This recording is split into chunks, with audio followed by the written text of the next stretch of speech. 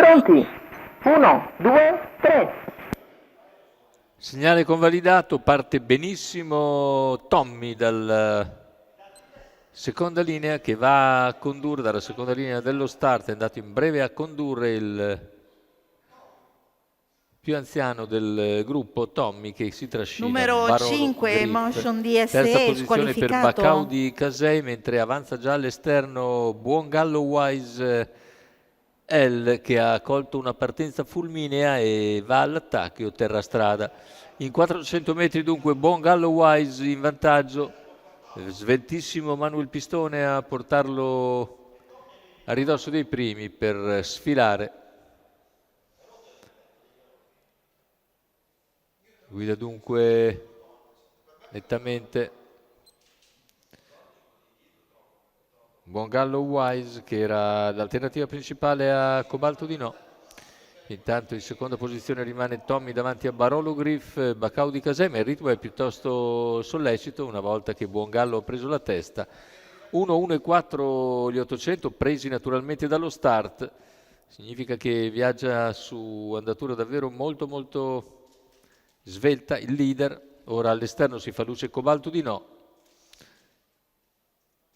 che a sua volta ha in schiena Bossa Nova. Ripetiamo, numero 8, Bossa Nova, Zero squalificato. Zero Gravity, mentre Bossa Nova è stato squalificato. E siamo a un giro dalla conclusione con i due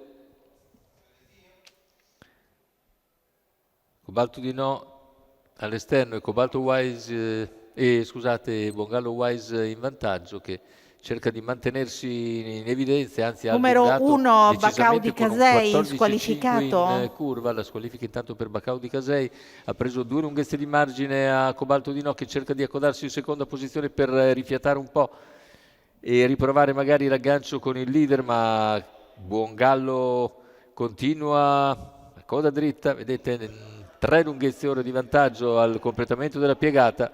Sembra imprendibile l'allievo di Manuel Pistone, che entra nettamente al comando addirittura d'arrivo.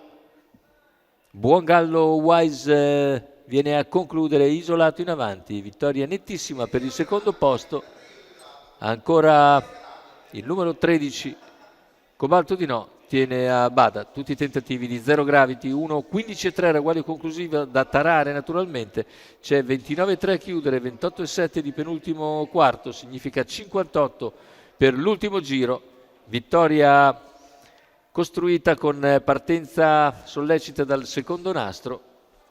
Buongallo Wise, Manuel Pistone, per conto di Edoardo Baccalini, del signor Alberto Traini. È tutto per questo convegno di corse. Ricordo l'appuntamento è per sabato 3 maggio.